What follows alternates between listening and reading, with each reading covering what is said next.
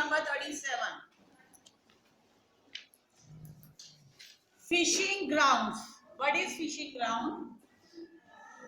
An area in the ocean and seas where fish are in plenty and fishing is usually good. वो area oceans के अंदर, समुद्र के अंदर, महासागरों के अंदर, दो चीजें आपने पढ़ी हैं, एक सीज एंड ओशन। जो छोटा समुद्र होता है उसे सी कहते हैं और जो बड़ा होता है उसे ओशन। ओशंस को महासागर कहते हैं हिंदी में और सीज को कहते हैं सागर। ओशंस के अंदर वो जगह जहां पर की बहुत ज्यादा फिश मिलती हैं वो एरियाज कहलाते हैं fishing ground. For example, in ocean currents we read about that ocean currents move from poles to equator and equators to pole. ऐसे हमने किया था कि इस तरह से ओशन करंट्स जो हैं वो मूव करते हैं और जहां पर ये ओशन करंट्स मिलते हैं उस एरिया में फिशिंग ग्राउंड्स हैं, उस एरिया में मछलियां जो है वो ज्यादा मिलती हैं। So these are known as fishing grounds.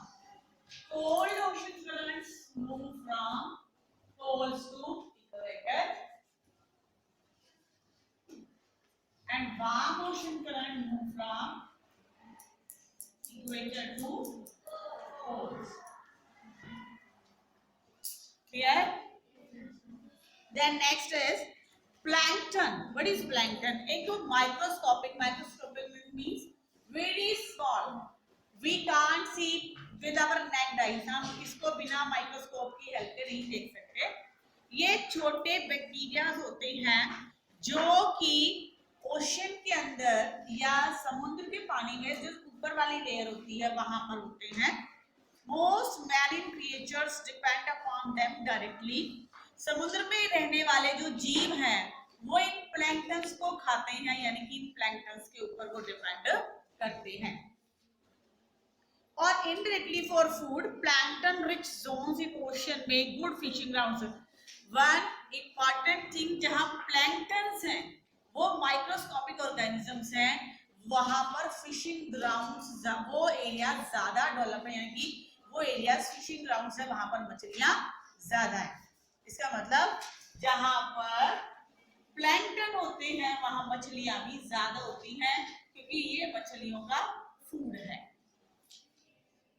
Stream flow, a portion of runoff that enters the river valley to move towards the ocean. Stream flow, we know that from the mountainous regions, नदी निकलती है and then it flows in the plain area and move towards the ocean.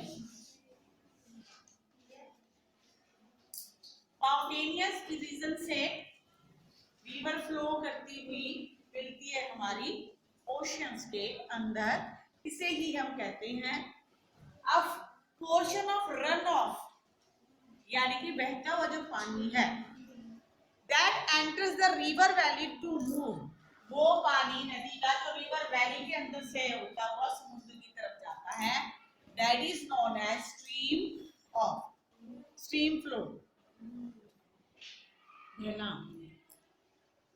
Surface runoff, the part of total precipitation that flows over the ground. Surface runoff वो पानी जो बारिश की form में या स्नोफॉल की फॉर्म में धरती पर आता है वाटर साइकिल के अंदर, that is known as surface runoff. पानी जो रिवर वैली से बहकर निकलता है ये स्ट्रीम ऑफ है, और जो पानी इवेपोरेट होता है, then condensation, then precipitation. So water came in the form of rain or snowfall is known as precipitation. पानी समुद्र बारिश की फॉर्म में जो धरती पर आता है उसे कहते हैं surface run off. Then next, transpiration. Water का water vapour, transfer of water vapour to the air from plants. पौधों के पत्तों से इवेपोरेशन होता है। पौधे जो है जैसे जैसे मौसम चेंज होता है ना तो अपने पत्ते गिरा देते हैं, किस लिए गिरा देते हैं? ताकि वो अपने पानी को प्रिजर्व करके रख सके। तो वो एयर के अंदर पौधों से जो पानी इवेपोरेट होकर मिल जाता है उसे हम कहते हैं ट्रांसपीरेशन। यानी कि प्लांट से जो इवेपोरेशन होता है उसे हम कहते हैं ट्रांसपीरेशन। ओशन वाटर जो वेपर बनकर उड़ता है उसे हम कहते हैं इवेपोरेशन। जो ओशन वाटर इवेपोरेट होता है वो है इवेपोरेशन, वेपर में कन्वर्ट होता है। और प्लांट्स के पत्ते जो हैं उनसे जब पानी एयर में मिलता है तो उसे हम कहते हैं transpiration. Clear? Yes, ma'am. Now come to next chapter 8.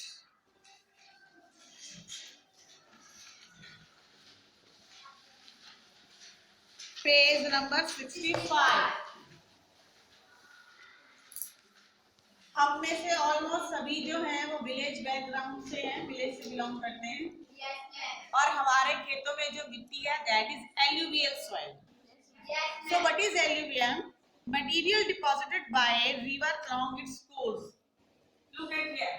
नदी बहकर आती है तो जब नदी यहाँ से गुजरती है वो अपने साथ क्रिस्टल्स या सॉल्ट पार्टिकल्स भी लेती है, पहाड़ों के टुकड़े भी अपने साथ लेती है, सेडिमेंट्स जिसको कहते हैं। और ये सेडिमेंट्स जो हैं वो आकर प्लेन एरिया में डिपॉजिट्स हो जाते हैं नदी के किनारे पर। These deposits are known as alluvium. इन्हीं डिपॉजिट्स को हम कहते हैं alluvium। कौन है ये?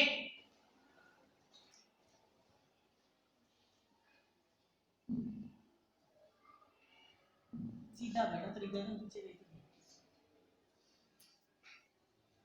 ड्राउट वो टाइम पीरियड जब बारिश नहीं होती, सूखा पड़ता है, that is known as drought. A period of dry weather, especially one lasting for long time to affect life.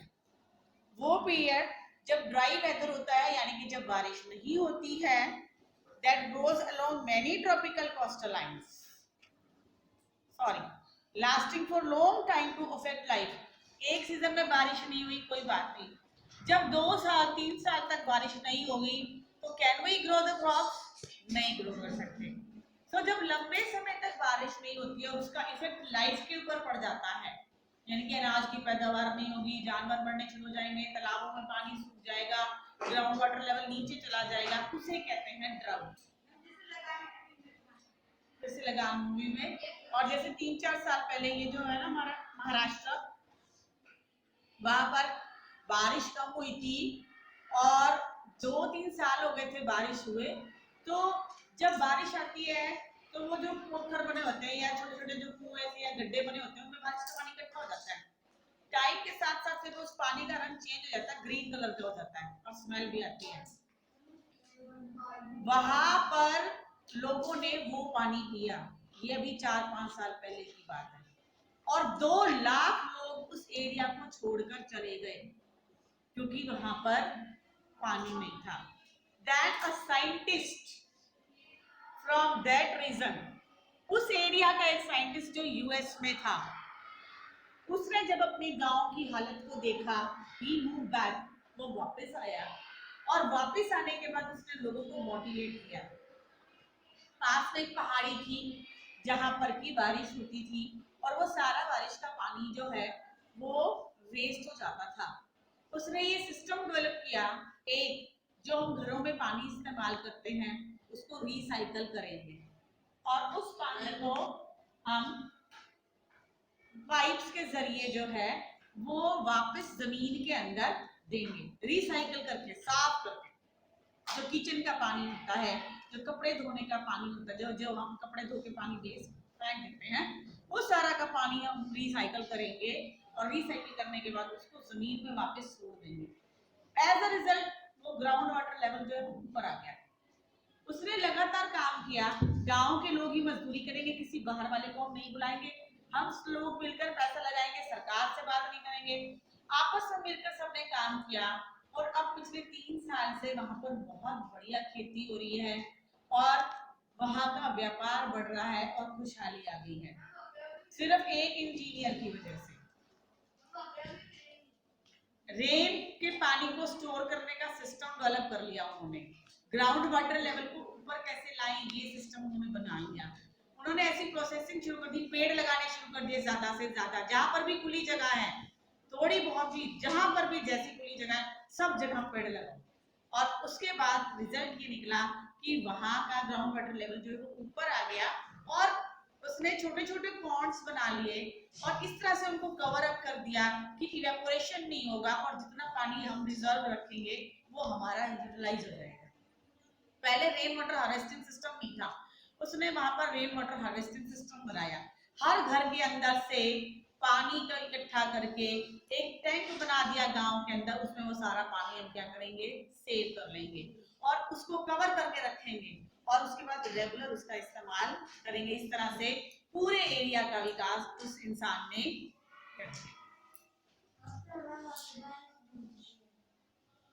Mangrove, mangrove a type of swampy vegetation, जहां पर मिट्टी ज्यादा गीली रहती है वहां पर जो वेजिटेशन होती है that is known as mangrove. अभी हमारे यहाँ पर डेसिडस ट्रीज हैं जो पर्टिकुलर सीजन में अपने पत्ते गिरा देते हैं। और अगर हम माउंटेनियस सीजन पे चले जाएं तो वहां पर क्रिसमस ट्रीज होंगे। हमारे यहाँ पर रेसिडेंस ट्रीज हैं, छायादार पेड़। अगर हम चले जाएं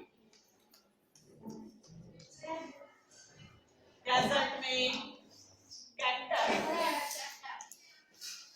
ऐसे ही जो वो एरिया जहां से नदी बहती है तो नदी के किनारे पर पेड़ ग्रो करते हैं। ये जमीन हमेशा गीली रहेगी जो नदी के साथ है और यहाँ पर जो है हम हमारे पेड़ ग्रो करेंगे तो उनका आधा हिस्सा जो है जड़ों का वो जमीन में होता है और आधी जड़ें जो होती हैं वो पानी में होती हैं। ये स्वैम्पी यानी कि दलदली जमीन होती है, वहां पर जो पेड़ ग्रो करते हैं these are known as mangrove forest. ये ट्रॉपिकल कोस्ट लाइन यानी कि ट्रॉपिकल एरिया जहां पर गर्मी ज्यादा पड़ती है उस एरिया में जो तटीय इलाके हैं, नदी या समुद्र का किनारा है, वहां पर ये मैंग्रोव ट्रीज ग्रो करते हैं। Subtropical regions, it is a region of earth bordering on the tropics just north of the tropic of Cancer or just south of the tropic of Capricorn. देखिए Earth is divided into three layers: equator, tropic of Cancer, Tropic of Capricorn. yes, ये tropic ऊपर वाला tropic of cancer, ठीक है। तो इसके ये जो बीच का हिस्सा है हमारा ये सब ट्रॉपिकल रीजन कहलाता है, ठीक है। जिसके एक तरफ जो है वो ट्रॉपिक्स है और दूसरे तरफ जो है ट्रॉपिक ऑफ कैंसर है और ट्रॉपिक ऑफ कैप्रिकॉर्न है।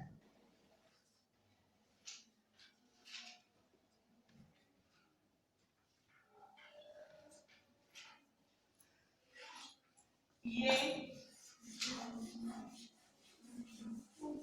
This part north tropic, north at tropic of Cancer, south at tropic of Capricorn. ऊपर की तरफ इक्वेटर के पैरेलल ऊपर की तरफ और नीचे की तरफ। ऊपर ट्रॉपिक ऑफ कैंसर से लेकर नीचे ट्रॉपिक ऑफ कैप्रिकॉर्न तक का जो पार्ट है that is subtropical region. Tropical regions, it is the region of the earth surrounding the equator. Equator के पास का जो हिस्सा है उसे हम कहते हैं tropical region, limited in latitude by the tropic of Cancer in the northern hemisphere और tropic of Capricorn in the southern hemisphere। Equator के पैरेलल्स ये दो लाइन है और इसका एंगल है 23 डिग्री हाफ, इसका भी एंगल है 23 degree half. Tropic of Cancer, tropic of Capricorn.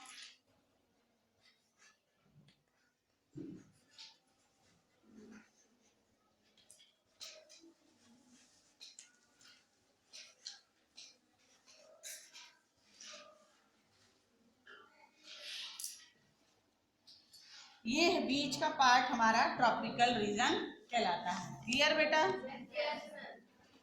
इनको सब क्लियर है, सुना कुछ भी नहीं, सारा ध्यान डायरी लिखने में है और डायरी का काम हम करते नहीं। कोई डायरी है, आपने रिवाइज करना है एसएस का, यही मेजर डायरी है आपकी। Full syllabus. Full book exercise. Next page number 115। Servant of God और goddess dedicated to worship and service of a deity or a temple for the rest of her life। Ancient time period के अंदर ऐसी बहुत सारी families होती थी जो कि मंदिर में ही रहते थे। एक तो पुजारी जी होते हैं, वो नहीं, पुजारी के अलावा वो लोग जो मंदिर में ही सेवा करते थे, भगवान के लिए माला बनाना, प्रसाद बनाना, भजन गाना, भगवान के मंदिर में मूर्ति के सामने बैठ के और नृत्य करना, ये सारे काम करने वाले लोग जो अपनी होल लाइफ डेडिकेट कर देते थे मंदिर के नाम या किसी भी डिटी के नाम, उन्हें देवदासी या देवदास कहा। मदरसा, प्लेस फॉर इस्लामिक लर्निंग, इस्लाम की पढ़ाई के लिए जो स्कूल बने उन्हें मदरसा कहते हैं। पॉलीगैमी, वो सिस्टम जब लोग एक से ज्यादा शादियां कर सकते थे, known as polygamy. Raichur Doab, Krishna दक्षिण में यहाँ पर कृष्णा और तुंगभद्रा नदी के बीच का ये जो एरिया था, इसे रायचूर कहा गया। यस, रायचूर। नेक्स्ट है वर्सेस। वर्सेस यानी कि रिथमिक स्टाइल में जब लिखा जाता है तो उसे वर्सेस कहते हैं। इसको काफिया भी हम लोग कहते हैं। आप कहाँ जा रहे हैं? अरे खाना खा के आ रहे हैं। मतलब राइम्स बन गई ना, लास्ट वर्ड जो है वो सेम सेम हो गए, इसे कहते हैं versus. Clear? Yes, ma'am. Next is inland duties. जब एंशिएंट टाइम के अंदर या मुगल साम्राज्य में जब कोई व्यक्ति एक स्टेट से दूसरे स्टेट में जाते थे या एक शहर से दूसरे शहर जाते थे तो उनको टैक्स पे करना पड़ता था। Collection of taxes by the government और अथॉरिटी और ऑन परचेज और सेल ऑफ थिंग्स, जो भी चीजें बिकती थी या खरीदी जाती थी उनके ऊपर गवर्नमेंट टैक्स लगाती थी, उसे कहते थे इनलैंड ड्यूटीज। जब कोई चीज विदेश से हमारे यहाँ आती है तो उसके ऊपर टैक्स लगता है, नॉन एज इंपोर्ट ड्यूटीज। जब कोई चीज हमारे यहाँ से दूसरे देश में जाती है उस पर टैक्स लगता है, एक्सपोर्ट ड्यूटीज। जब गवर्नमेंट को बैलेंस ऑफ पेमेंट करना होता है, यानी कि एक्सपोर्ट और इंपोर्ट को बराबर करना होता है, तो ये जो ड्यूटीज हैं ये एक्सपोर्ट पे तो कम कर दी जाती है और इंपोर्ट पे बढ़ा दी जाती है। अगर हमारे एक्सपोर्ट ज्यादा है, इंपोर्ट कम है, it means we are developed, हमारे पास एक्स्ट्रा प्रोडक्शन है, हम अमीर हैं। अगर हमारी इंपोर्ट ज्यादा है, एक्सपोर्ट कम है, तो हमारा लॉस ज्यादा है, प्रॉफिट कम है। तो इंपोर्ट और एक्सपोर्ट से गवर्नमेंट को इनकम ज्यादा होती है।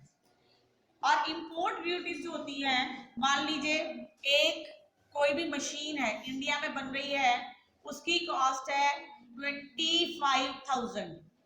वही मशीन जब हम चाइना से मंगवाते हैं तो वहां पर उसकी कॉस्ट है 15,000। तो आम लोग क्या करेंगे, वो ये सोचेंगे क्या खरीदो, चाइना वाली खरीदो। क्यों? क्योंकि वो सस्ती है 15,000 में, और इंडियन जो है महंगी है 25,000 में। तो गवर्नमेंट क्या करेगी, इंपोर्ट ड्यूटीज लगा देगी। अब हमारे यहाँ का माल तो बिकेगा नहीं और प्रॉफिट ले जाएगा China. So how we can control it, हम कैसे कंट्रोल कर सकते हैं? गवर्नमेंट क्या करेगी, इंपोर्ट ड्यूटीज लगा देगी। वो जो मशीन आ रही है ना उस पे 10,000 रुपए टैक्स लगा दिया, 12,000 रुपए टैक्स लगा दिया, तो वो 15 वाली चीज कितने की होगी? 25, 26, 27 XYZ। तो इससे क्या होगा कि लोग वहां की चीज की बजाय इंडिया के इस्तेमाल कर, ठीक है।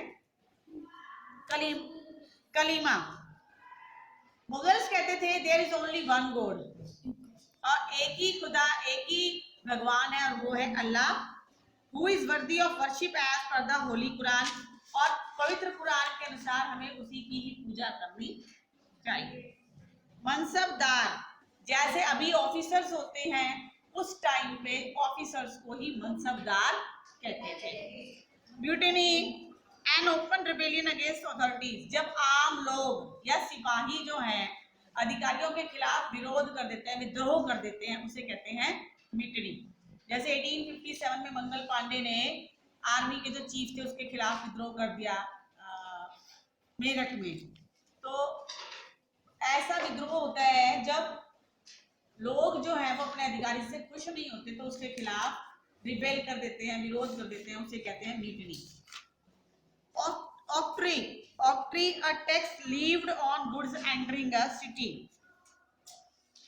कोई भी चीज जब किसी एक शहर से दूसरे शहर में जाती है तो उसके ऊपर टैक्स लगा दिया जाता है, और उसे कहते हैं ऑक्ट्री। हिंदी में इसे चुंगी कर भी कहते हैं, कहते हैं ना झज्जर चुंगी, भिवानी चुंगी। तो इसका क्या मतलब है, जब झज्जर से कोई हमारे शहर में एंटर करता था तो उसको टैक्स पे करना पड़ेगा, जो झज्जर की साइड से आ रहा है वो झज्जर चुंगी, भिवानी के तरफ से आ रहा है तो वो भिवानी चुंगी।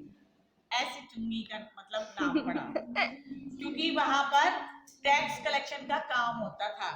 आपको पता है दिल्ली का नाम दिल्ली कैसे पड़ा? दिल्ली के अंदर सिक्के ढलाई का काम होता था। जो व्यापारी थे वो सिक्के, कॉइन्स जो हैं, पहले मेटल के, अभी मेटल के होते हैं, रुपीस नहीं होते थे तो उस टाइम पे, तो कॉइन्स को स्टैंप किया जाता था, मेटल को पिघलाकर उसको स्टैंप, उसको कॉइन की शेप दे देते थे। इस प्रोसेस को कहते थे ढलाई। जैसे पिज्जा और केक बनते हैं उसको कहते हैं बेकरी, बेक करना, ठीक है। आयरन को मॉडिफाई करके किसी कोई शेप दे दी उसको कहते हैं मोल्डिंग, मोल्डिंग करना। क्या आप कोई चीज बनाते हो हाथ से उसको कहते हैं ड्राइंग, ड्रॉ करना। ऐसे ही जब सिक्के बना उसे कहते थे ढलाई। तो ढलाई से ढलाई वाल नाम पड़ा, और ढलाई वाल से वो दिल्ली हो गया, और दिल्ली से फिर वो दिल्ली हो गया। वहां पर सिक्के ढलाई का काम होता था, तो ढलाई करते करते वो ढलाई से ढलाई वाल और फिर दिल्ली बन गया।